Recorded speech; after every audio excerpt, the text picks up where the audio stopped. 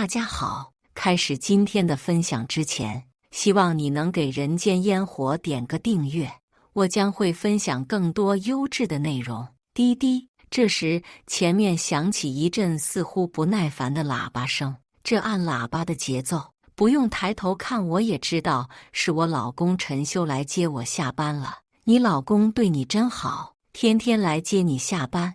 王玉声音里都是羡慕，我实在不知道接什么话，冲他笑笑道：“我先走了，明天见。”上车之后，果不其然，看到陈修黑着一张脸。我把安全带系好，走吧。陈修一言不发地开车，我也不想没话找话，便看着窗外。我知道陈修来接我其实是我婆婆叫来的，而他让陈修来接我的目的为的是让我准时回家，亲眼看着我喝下他不知道去哪里找来的中药方子。我跟陈修结婚3年，一直没有孩子。最开始结婚第1年，我们想先过2人世界，便没打算要孩子，平日里都有在做错事。结果第2年，陈修的妈妈，也就是我婆婆，就直接住进了我们家里，亲自监督我们要孩子。不仅婆婆催我妈也开始劝我要孩子，架不住老人一直催，我跟陈修便商量着就顺了老人的心愿，要个孩子。可是备孕1年下来，我的肚子依旧没有动静。陈修妈妈看我越发不顺眼，经常明里暗里的数落我是个不会下蛋的母鸡，还开始到处去找生子药方，每天看着我喝下去，喝了2个月仍旧没有用。我现在闻到中药味都想吐，有时候实在不想喝，我便借口公司聚餐或者加班晚回去。回到家，再把婆婆放桌子上的药倒到马桶里。我把药倒掉，这是2个月前的一天晚上，被婆婆发现了。从那天开始，婆婆便要求陈修每天来接我下班，为的是能亲眼看着我把药喝下去。推开家门，迎面扑来的就是一股熟悉的中药味，我条件反射的干呕，胃一抽一抽的疼。这药喝了大半年，不仅一点起色没有，还把我的胃喝坏了。丽丽，把药喝了。婆婆的脸很黑的把药端到我面前，我吞了口唾沫，看向陈修，希望他能帮我说点话。结果他直接往屋里走去，并不理我。无奈我把药喝了，又苦又腥的味道在口腔蔓延。看到我把药喝完，婆婆脸色才有点缓和。回到房间，看到老公瘫坐在沙发上玩手机，我心里有点气。这药我是真的不想再喝了。陈修，我们一起去医院检查下吧，如果有什么问题，医院也可以早点治疗。这中药我是真的不想再喝了。丽丽，李丽，你胡说什么？你自己怀不上孩子，让陈修去做什么检查？老公还没说完话就被婆婆喊住了。我无语地叹了口气，都没去检查过，怎么知道是我怀不上孩子？虽然心里气得要死，但她毕竟是我婆婆。我平复下心情，走上前挤出笑脸，跟她说好话。妈，这怀孕是2个人的事，我是觉得我跟陈修2个人都要。啪！我话还没说完，一记耳光猝不及防地打过来，我有点愣住了，耳朵嗡嗡作响，我的脸火辣辣的疼。婆婆双眼通红，怒气冲冲地瞪着我，手还扬在半空，而陈修此刻正抓着她的手腕，如若不然，他肯定不会只打这一下。妈，你别跟丽丽一般见识，别气坏身体。陈修说着，把婆婆的手轻轻放下，并冲我使了个眼色。这是婆婆第1次打我，我并不觉得自己哪句话说得过分，触到她的逆鳞。我觉得又委屈又生气，眼泪一下就流了出来。我心头闷着一口气，正想跟婆婆争执，便看到陈修在冲我摇头。看在陈修的面子上，我没再说什么，便回了房间。事后几天，我跟婆婆的关系都比较僵，家里的氛围也很压抑。我一直想不明白，为什么婆婆这么介意我们去医院检查。现在很多人要孩子之前，夫妻都会去检查身体，明明只是一件很普通的事情，婆婆却为这打了我一巴掌。你不睡觉在干嘛呢？这夜我又想着，这是翻来覆去的睡不着。被吵醒的陈修闭着眼，不耐烦地嘟囔：“老公，你说我们怎么就要不上孩子呢？明明备孕的事项能做的都做了，而且陈修也在我跟婆婆的监督下，把烟酒都戒了一段时间，但我的肚子就是一点反应都没有。看着身边的朋友一个个都有了孩子，我也很想能怀上自己的孩子。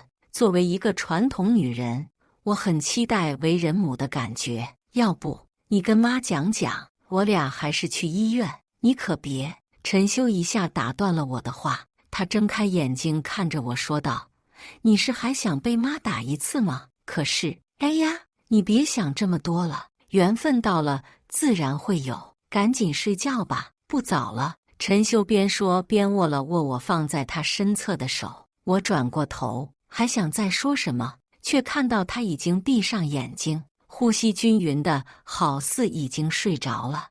我摸了摸自己平坦的小腹，要孩子明明是2个人的事情，可偏偏好像就我一个人在承受这份压力。因为那次争吵，我停了几天的药，而这几天陈修也没来接我。这天下班后，我走出公司，看到陈修的车时，心里咯噔了一下。是妈让你来接我的。果然如同我所想一般，回到家，一股浓重的中药味扑鼻而来，这气味浓烈而陌生。回来啦，来，快吃饭。婆婆一脸堆笑着迎出来，心情很好的样子。她做了一大桌子的菜，丰盛的跟过节一样，一直不停地给我夹菜。她热情的样子让我恍惚间有点回到我第一次跟陈修回家见父母的时候。饭后，婆婆果然端来了一碗黑乎乎的汤药汁，这浓烈的气味让我忍不住皱眉。丽丽，把这药喝了，这可是我花大价钱买回来的新药方，听说喝过的人都成功怀上了。我的胃又一抽一抽的疼起来。妈，我喝了这么久的药都还没怀上，要不让陈修跟我一起喝吧？我不喝。陈修抗拒的立马大声说道：“让你喝你就喝，你自己不争气关陈修什么事？”婆婆的脸色马上变了下来。可这样孩子是2个人的事情，我有点气不过。可话音刚落，只见婆婆怒气冲冲地把整碗的药直接泼在我脸上，苦涩的药汁在我脸上淌下，顺着嘴角在嘴里蔓延开来。我的胃又开始一抽一抽的疼起来，疼得我浑身乏力冒冷汗。我难受地蹲下来，用手紧紧按住胃。不管是生理上还是心理上，我都受够了这些中药。丽丽，你怎么了？陈修说着蹲下来扶着我，想要把我扶起来。胃疼。陈修的问候让我心里的委屈一股脑涌上来，眼泪也啪嗒啪嗒地开始掉。我挤出这2个字之后再也说不出话。妈，你不要逼丽丽了。陈修难得大声一点对婆婆讲话，婆婆可能也没料想到陈修会吼她，愣了一下，随即突然哇的一声哭起来，边哭还边坐在地上喊着：“我命怎么这么苦啊！好心好意的给她包药，还变成逼她了。我这么做为了谁？还不是为了老陈家。”她就这么坐在我身边哭天喊地的，像极了在网上看到的那些撒泼的老妇人。我耳朵嗡嗡作响，头也开始剧烈的疼起来，好像要爆炸了一样。相比较之下，味道不是很疼了。妈，陈修站起来，看着婆婆手足无措地站在那低着头，像极了一个做错事的孩子。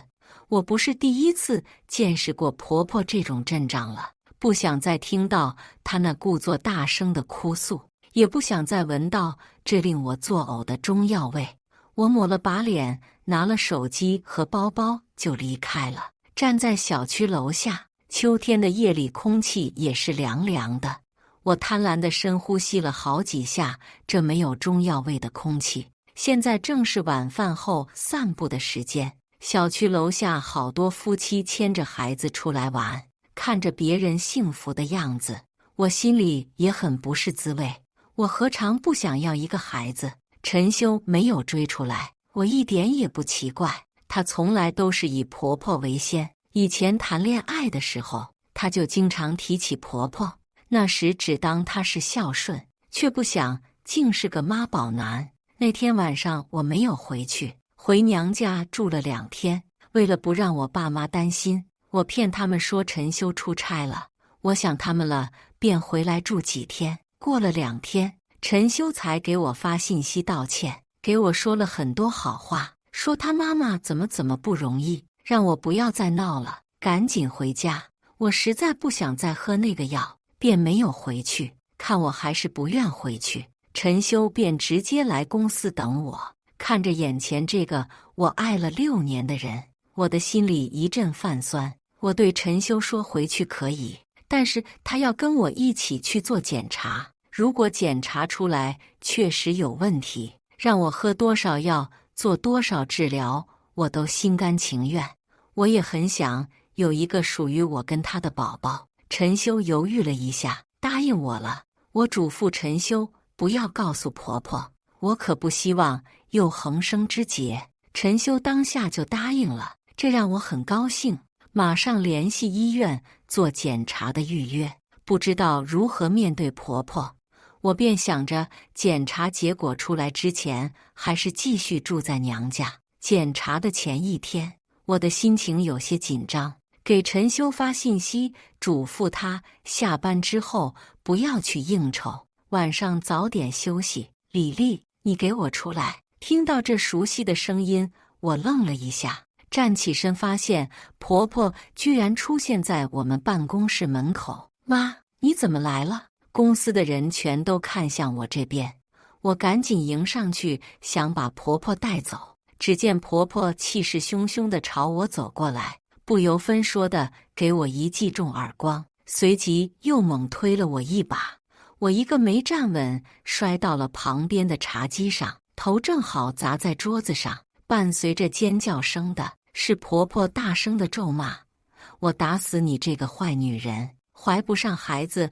还怪我儿子。一股热流从我额头上淌下，伴随一阵甜腥味，我的视线越发的模糊，耳朵也嗡嗡作响。王玉此刻正把婆婆拉住，而婆婆龇牙咧嘴的不知道在说什么。我的眼皮越来越重，最后眼前一片漆黑。当我醒来的时候，发现自己躺在医院里。丽丽，你醒了？我难受地动了一下无力的手。守在病床边上的妈妈发现我醒了，激动地站起来，一脸关切地看着我。你现在感觉怎么样？有没有哪里不舒服？我摇摇头，挣扎着撑起身，环顾了下病房，只看到我妈站在病床边上，她脸色不太好，眼底的乌青应该是在医院照顾我熬出来的。妈，我没事。我心里很不是滋味，眼眶热热的，但是我忍住不让眼泪流出来。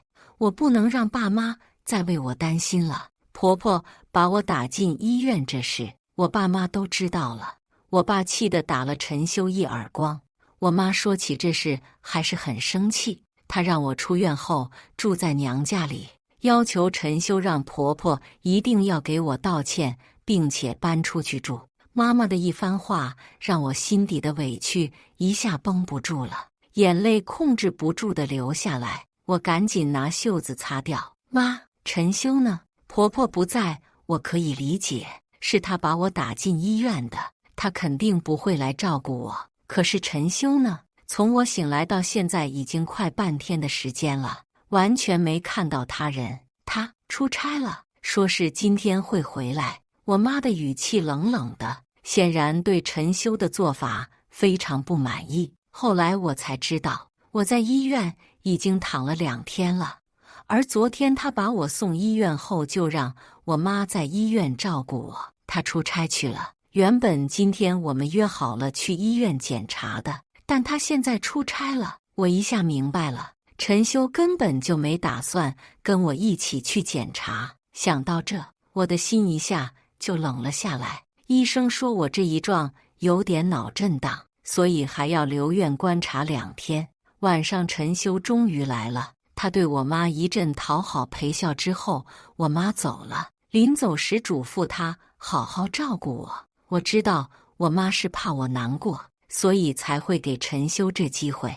陈修坐在病床边上，拿起个苹果，一边削皮一边给我解释，说这次的合同对他很重要，关系到他的升职，所以他一定得亲自去盯着，让我不要放在心上。陈修，我家还有一套房子空着，让婆婆搬去那住吧。见陈修一直没提到婆婆这事，我决定自己开口。不行。陈修果然马上就拒绝了，理由是让婆婆搬走，别人会觉得我们不孝顺，并且婆婆走了，没人给她做饭洗衣服。你别这么小气了，妈打你还不是因为你不尊重她？她都说了不让去检查，你非得去，这不遭报应了吧？陈修语气轻飘飘的，在他眼里这件事情的责任完全在于我。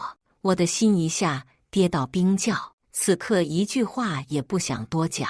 陈修把削好皮的苹果递过来给我，我摇摇头，并没有接过。他看了我一眼，冷哼一声，不吃我吃。说罢便把那苹果咬了一大口。陈修忘记了，我不爱吃苹果，即使是吃，也只是吃一小块。眼前的男人如此的陌生，看着他大口大口地吃着苹果，我闪出一个念头，我要离婚。我跟陈修是大学同学，大2的时候参加社团认识的。他追了我2年，送花送礼物送早餐，经常给我制造小惊喜小浪漫。最后为了我留在那个城市，终于在毕业典礼上我接受了他。浪漫让感性战胜了理性。毕业之后没多久，我跟陈修回了一趟老家，之后就结婚了。当初在陈修家里，我发现她很听婆婆的话，也很依赖她，但我并不太介意。一来是因为2天的相处下来，觉得婆婆人不错；二来想着陈修之后也是留在我家这边城市发展。我觉得跟婆婆的远距离相处并不会让我们之间产生什么问题。现在想想，当初不顾爸妈反对，执意要嫁给他的我是多么天真。出院的前1天，陈修让我不要跟婆婆置气，让我出院后回家住，以后别再做这种不把长辈放眼里的事情。我不同意。自从我住院之后，婆婆没有给我道过1次歉，甚至没来看过1次我，只是给我发了一条信息，让我不要再有带陈修去检查的想法。那条信息我到现在都没有回。我无法接受再跟婆婆相处在一个屋檐下，看我不愿意妥协，陈修也失去了耐心，板着一张脸不再哄我，只是冷冷地告诉我他明天要出差，让我到时候自己办出院就可以了。陈修的态度更坚定了我要离婚的心意。出院后，我住在娘家，为了不让我爸妈担心，我没有把想离婚的念头告诉他们。我联系了高中同桌肖瑜，他现在是律师，打了不少离婚官司。陈修和婆婆不会轻易地同意我的离婚，我已经做好了跟他们打官司的准备。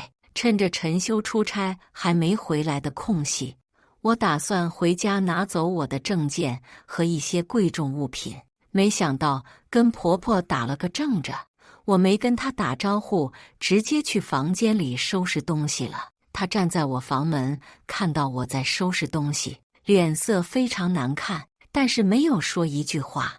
我收拾完东西准备离开的时候，婆婆叫住了我：“李丽，你赶走就不要回来了。”放心。我冷哼一声道：“这房子买的时候，我家出了不少钱，我会回来把这房子卖了的。说完，不等他说话，我砰的一声把门关上就走了。这房子是当初我们结婚的时候买的，我爸妈帮忙付了首付，他家只是出了一小部分装修的钱。房子写的是我跟陈修的名字，结婚证和房产证我都已经先带走了，该我的我一样也不会留下给他们。我离开没多久，陈修就不停地给我打电话，我一个都没接。事情过了2天，我去上班的时候，发现公司很多人看着我窃窃私语，我已经见怪不怪了。从上次婆婆来闹之后，我就变成了公司茶水间八卦的主角。丽丽，你婆婆怎么这样啊？一点也不给你面子。王玉一脸义愤填膺，却压着声音说道：“怎么样也不能在公司楼下逮着人就说你生不了孩子，还霸着他儿子不愿意离婚啊！”我一脸懵逼，刚想问清楚怎么回事，就接到了我爸的电话。我妈住院了，因为我婆婆到我们小区拿着我的照片，逢人就说我生不了孩子，还不肯放过他儿子，不愿意离婚。我妈找他理论，一气之下晕了过去。我赶到医院的时候，我妈已经醒了，但她脸色惨白，看到我眼泪就流了出来。小丽呀，你婆婆怎么这样子？以后你可怎么做人啊？我妈哽咽地说着，她握着我的手，我感觉到她手的温度凉凉的。在旁边的爸爸这时候也重重地叹了口气。我弟一声不吭地站着，脸色十分难看。后来我才知道，那天我弟本来要冲去找陈修质问的，被我爸给拉了回来。因为我的事情让我们一家人都如此难堪，我心里很不是滋味。我决定不再隐瞒我想离婚的心思，当下就告诉了他们。我弟拍手叫好，他愤愤然地说，从一开始就看不上陈修那副惺惺作态的样子。我爸也是十分支持，倒是我妈沉默了很久，劝我再想想。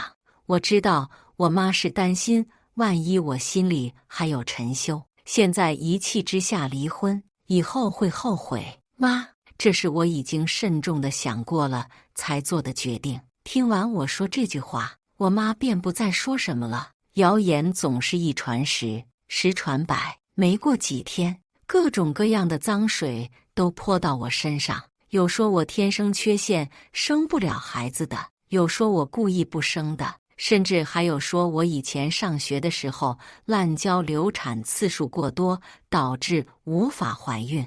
各种各样的谣言四起，对我的工作和生活都造成了很大的困扰。公司因为这事劝我休年假，让我处理好家庭的事情再去上班。平日里我跟家人出入小区，有些人也会投来异样的眼光，并且还时不时的窃窃私语。这些漫天谣言让平时很喜欢饭后到小区花园遛弯的妈妈也很少出门了。因为这些事情，我跟陈修的关系也急转直下。上一次的联系还是在3天前，我不找他，他也不主动给我发信息。这些事情我相信陈修也是知道的，只是假装不知而已。或许他是根本不在意我的生活变成一团糟。我主动联系了陈修，给他发了信息，让他劝阻婆婆不要再这样造谣闹事，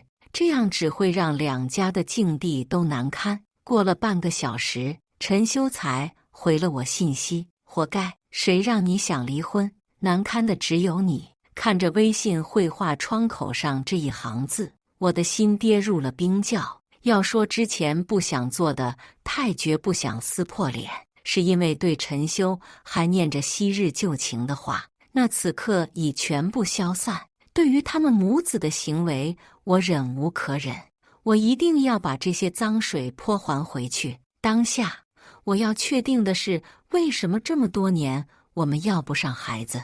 既然陈修不愿意检查，那我就自己检查。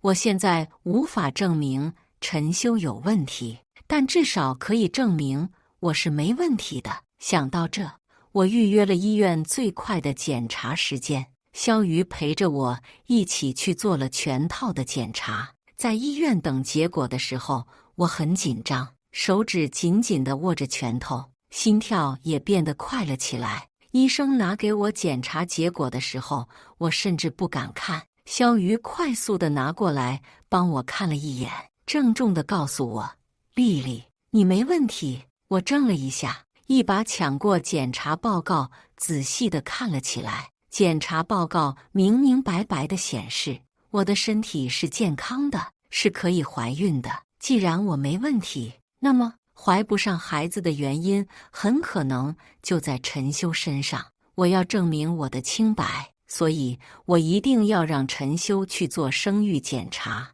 于是我约了陈修在咖啡厅见面，想跟他好好谈谈这个事情。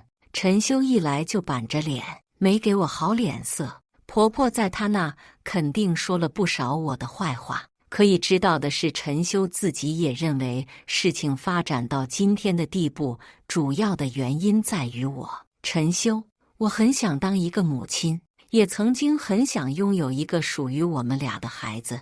看着眼前的男人，我心里五味杂陈。曾经的海誓山盟，曾经对未来的所有幻想，已经变成泡沫。你要是肯认错，我可以给你一次机会。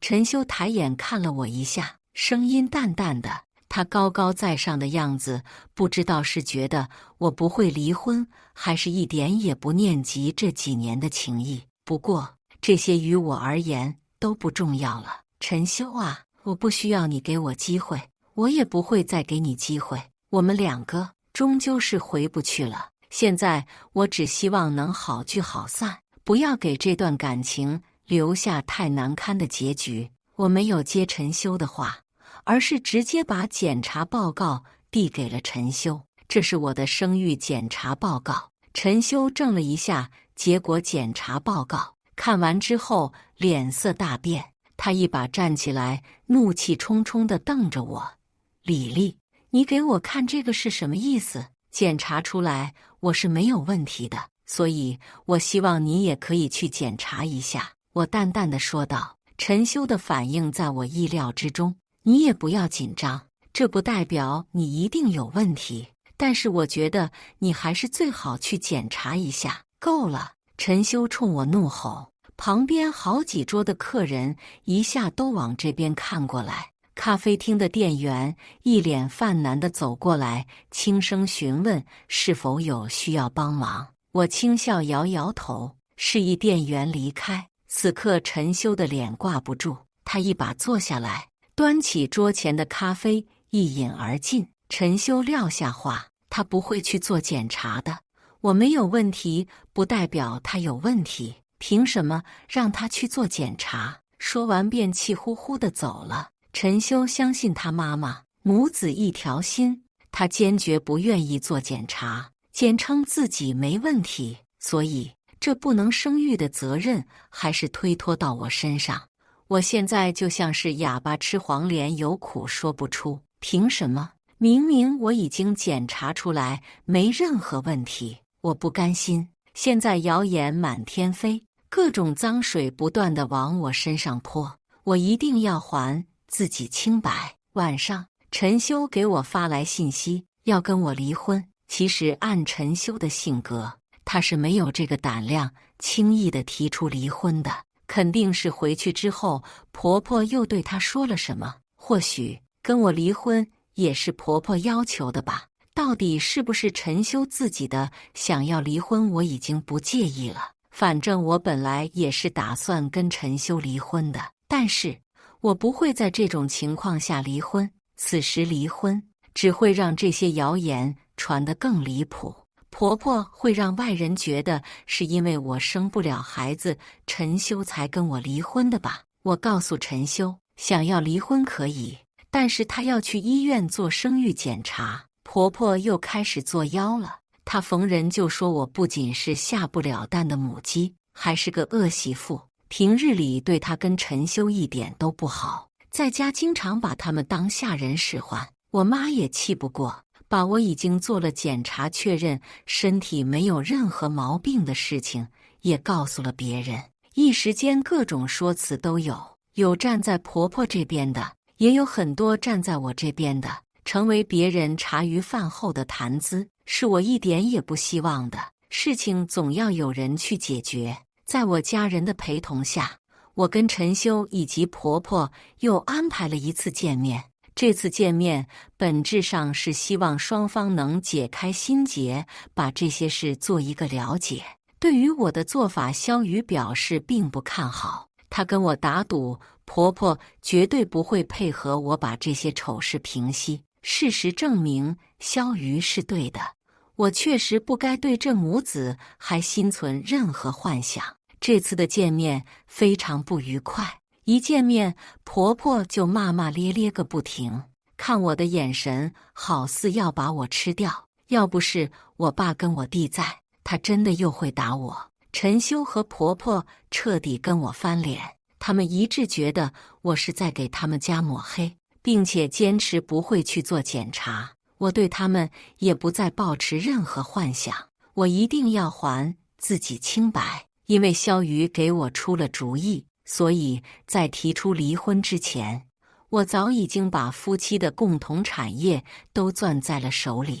现在的情况，如果不离婚，陈修是拿不到一点好处。我告诉陈修，离婚之后该他的那一部分会给到他，但是离婚的前提是他答应去医院做检查，还我清白。陈修坚持不愿意去做检查，事情就这么搁浅着。自从上次见面之后，婆婆倒是没再作妖了，我的生活似乎慢慢变得平静了起来。然而一切都只是假象。在1个月后的一天，陈修突然在朋友圈晒出一个跟一个女人的合影，照片中的女人小腹微微隆起，而陈修的手搭在她的肩膀上，女人头靠着陈修，脸上挂着甜甜的笑容。幸好有你，期待我们的小天使。陈修朋友圈的文案妥妥地宣告了这个女人腹中的孩子是她的。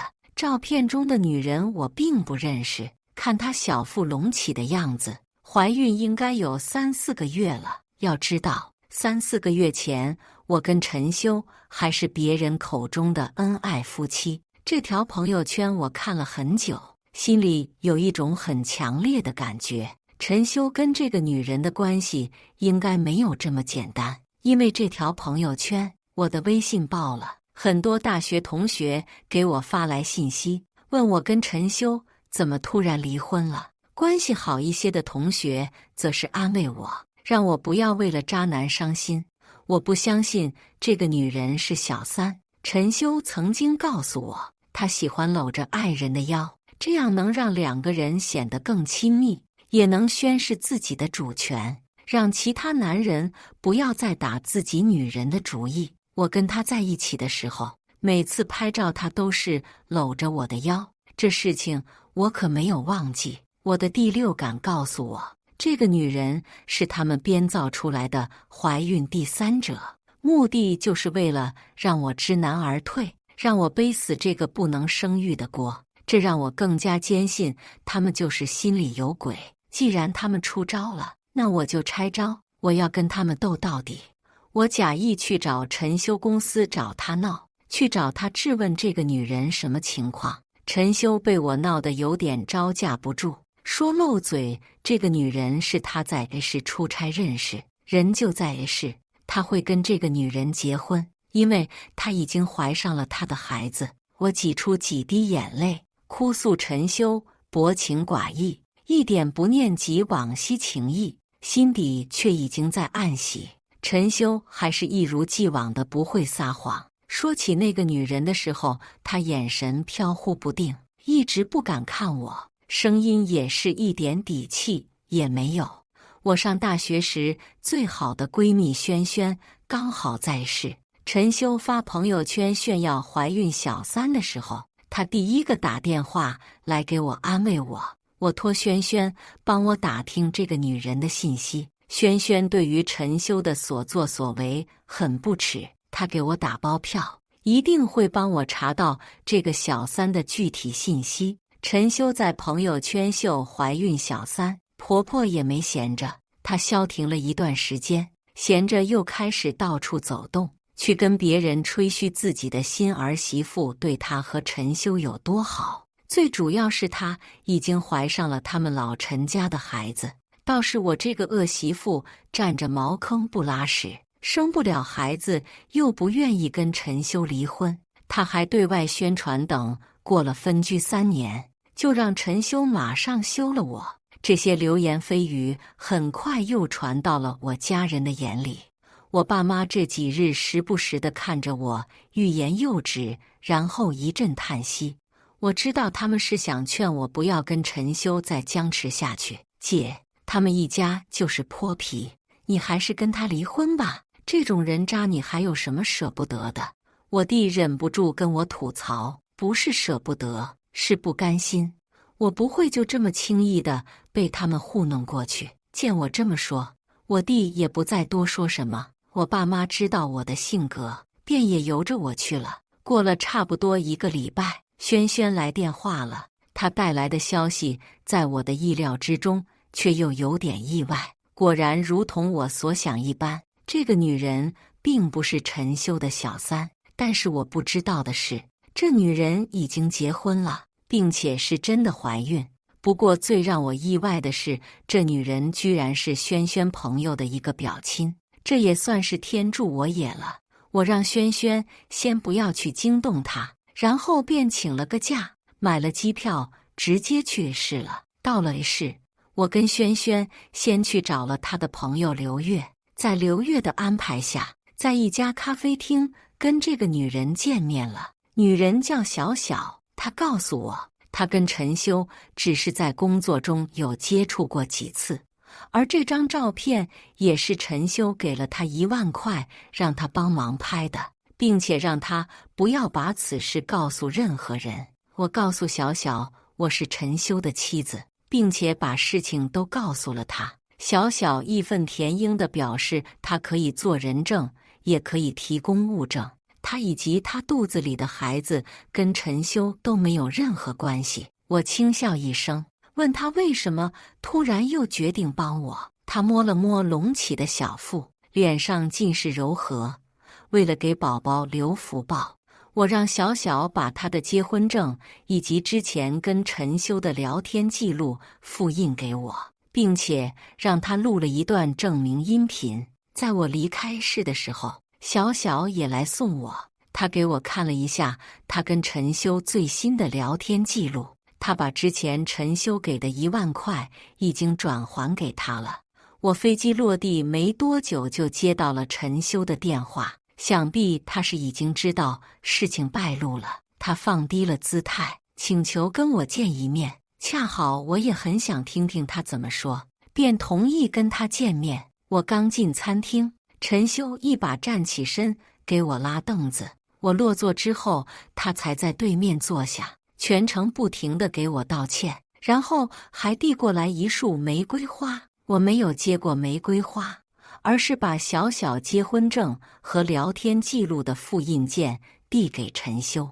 陈修的脸色马上变了，他手僵在半空，声音颤抖：“这都是我妈的主意，老婆，我错了。以后我不会再这样了，你能再给我一次机会吗？”我没有回应陈修，见我不回答，他也不做逼问。整顿饭下来，陈修低眉顺眼，对我百般讨好。他的行为并没有让我有任何一丝的动摇，因为我知道他只是怕跟我离婚之后找不到一个愿意接受他无法生育的女人。自我从市回来，陈修就一直对我大献殷勤。没过几天，婆婆居然破天荒地打电话给我道歉，说自己之前做得太过分了，让我不要跟她一般见识，她以后会搬回老家，不再干涉我们的生活了，让我看在陈修这么爱我的份上，就给他一次机会。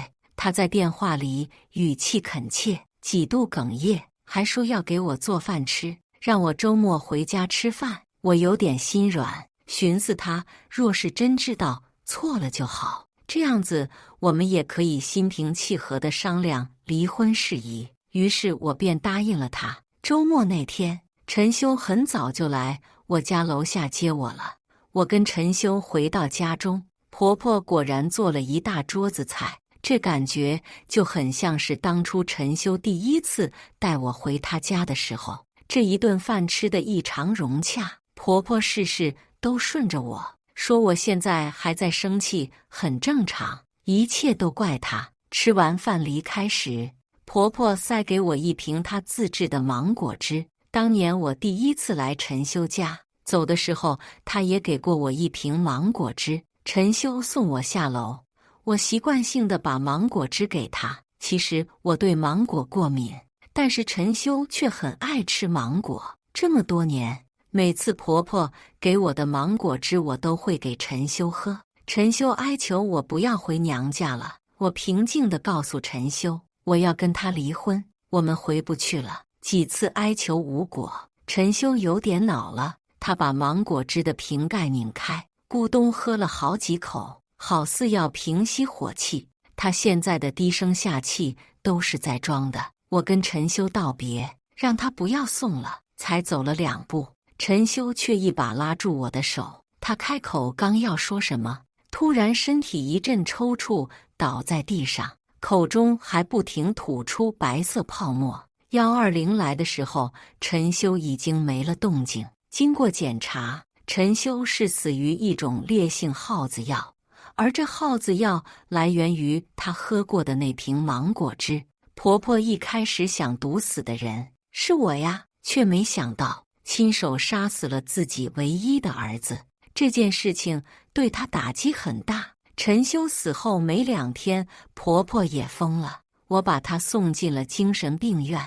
我收拾陈修遗物的时候，发现一份检查报告，原来她早已偷偷地去做了检查，无法生育的人是她。我妈也终于相信了我。流言慢慢平息，我把房子卖了，开始了新的生活，人争一口气，我想踏踏实实、坦坦荡荡地活着。以上就是今天分享的故事，大家有什么想说的、想吐槽的，欢迎在下方评论交流，也更希望能给人间烟火点个订阅，我将会分享更多优质的故事内容。